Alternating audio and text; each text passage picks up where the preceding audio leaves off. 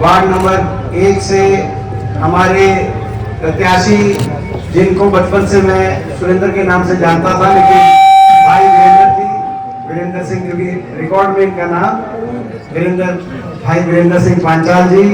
ये मेयर का चुनाव है, निकाय का चुनाव है, मगर ये बहुत महत्वपूर्ण चुनाव। कई बार जो चुनाव होते हैं उनकी परिस्थितियां होती हैं। ये ऐसे समय पे इन परिस्थितियों में चुनाव आ रहा है कि इस चुनाव की तरफ और रोहतक के मेयर के चुनाव की तरफ सबकी नजरें टिकी होंगी। आज आपके बीच में हम आग्रह करने के लिए पहुंचे। आपने पिछले 10 वर्षों का भारतीय जनता पार्टी का राज भी देखा है। ये बात तय है कि जो आपने राज देखा और तुलना करके तराजू पे तोल के आपने जब मन से फैसला किया, तब आपने यही देखा, जब पिछले साल 2 चुनाव हुए, चाहे लोकसभा चुनाव की बात थी चाहे विधानसभा चुनाव की बात, तो आपने देखा कि हमारे इलाके में जैसा काम होना चाहिए था नहीं हुआ। यही कारण है कि लोकसभा चुनाव में भी आपने बहुत बड़े अंतर के साथ आपने आशीर्वाद दिया। मुझे लोकसभा में जाने का अवसर मिला, 3.5 लाख के करीब मतों से यहाँ से आपने आशीर्वाद देकर लोकसभा भेजा। तो सबसे पहले मैं उसके लिए आपका बहुत बहुत हाथ जोड़ के धन्यवाद करता हूँ कि आपने अवसर दिया और लोकसभा में आपने आशीर्वाद देकर। अगर इन्होंने अच्छे काम किए होते तो इतने बड़े बहुमत के साथ लोकसभा में यहाँ से आप नहीं भेजते। और केवल लोकसभा में ही नहीं, मेरे को भी पूरे हरियाणा में बड़ा अच्छा रहा। विधानसभा चुनाव में यहां से सारी सीट कांग्रेस पार्टी जीती, और जहां लोकसभा चुनाव के अंदर कांग्रेस पार्टी को भाजपा से हरियाणा में 2%, 2.5% के करीब ज्यादा मत मिला, विधानसभा में भारतीय जनता पार्टी ने छल कपट और बाकी हर तरह के साम दाम दंड भेद के प्रयोग करके मात्र आधे प्रतिशत वोट से विजय हासिल करी। 5-7 सीटों की कसर रही, लेकिन यानी कि जन भावना अगर सही होती और उन्होंने काम अच्छे किए होते काम के आधार पे, तो लोकसभा चुनाव में भी भाजपा आगे होती, लेकिन पीछे थी हरियाणा में कांग्रेस पार्टी से। जब लोकसभा चुनाव में मोदी जी के नाम पे चुनाव ये लोग लड़ रहे, यानी कि इन्होंने काम उस तरीके से नहीं किया। जहां तक अब रोहतक की बात है, इसमें मुझे आपको बताने की जरूरत नहीं है, आपके दिलों में उस बात का एहसास है और आपके दिलों में उस बात की टीस है कि रोहतक को बड़ी मुश्किल से जब कांग्रेस की सरकार थी उनका साहब के नेतृत्व में, तब रोहतक को विकास की एक पहचान मिली, पूरे प्रदेश में पहचान मिली, और जो दिल्ली के नजदीकी का फायदा था पहली बार उस समय मिलने लगा और रोहतक एक महानगर की तरह उभर के आया। लेकिन इन 10 साल के अंदर विकास की पटरी से रोहतक उतर गया। जो कह रहे हैं कि ट्रिपल इंजन, ये 10 साल की ट्रिपल इंजन ही थी, ये ट्रिपल इंजन की सरकार थी जब रोहतक विकास की पटरी से उतर गया। आज अगर दुर्दशा, जहां रोहतक के विकास को की चमक हरियाणा प्रदेश के कोने कोने तक पहुंचती थी, जब कांग्रेस की सरकार थी उनका साहब के नेतृत्व में एक चमक पहुंचती थी, आज उस रोहतक की विकास की चमक फीकी पड़ी हुई, इस ट्रिपल इंजन की वजह से फीकी पड़ी। कोई नया विकास का कार्य, कोई बड़ा कार्य तो दूर की बात है, जो कॉर्पोरेशन के कार्य होते, आज आपने देखा शहर के अंदर क्या स्थिति बनी, बड़ी बड़ी बातें की गई, लेकिन उसके बाद इन्हीं के लोगों ने उनकी पोलें खोली।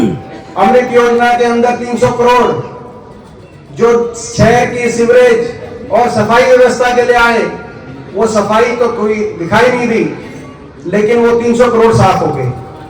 यही बात बनी ना, 300 करोड़ साफ कर गए। उनके सांसद, जो पिछले सांसद थे अरविंद शर्मा जी, उन्होंने कहा कि 300 करोड़ ये लोग साफ कर गए। नाम भी लिया उन्होंने, पूर्व मंत्री का नाम लिया, बाकियों का नाम लिया।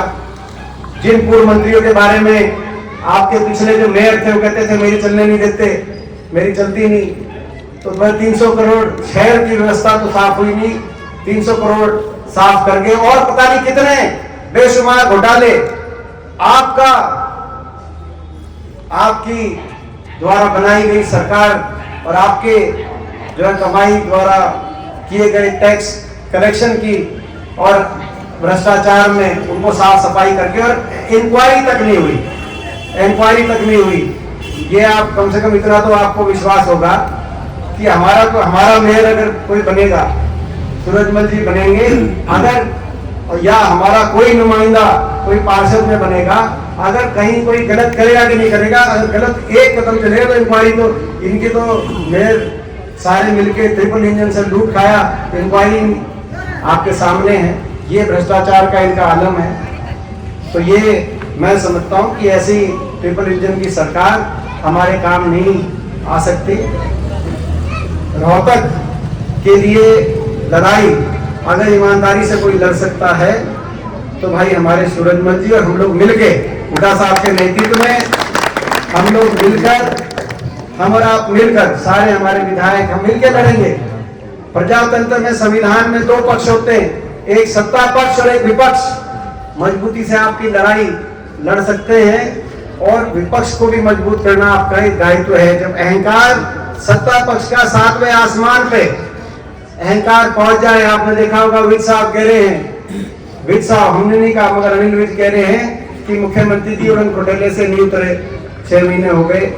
तो उड़न खटोले नहीं, भाजपा का अहंकार उड़न खटोले पे घूम रहा है। उड़न खटोले का अहंकार होगा, और ऐसे में अगर ऐसे में पहले ही जब डकार गए थे 300 करोड़, कोई इंक्वायरी नहीं, तो आगे भी आप किसी को अगर ऐसे को मौका दोगे तो उस अहंकार में ही उड़न खटोले पे उड़ेंगे और आपकी कमाई सारी डकारने का काम करेंगे। तो ये मौका है, इनके अहंकार पे लगाम लगाने का मौका है।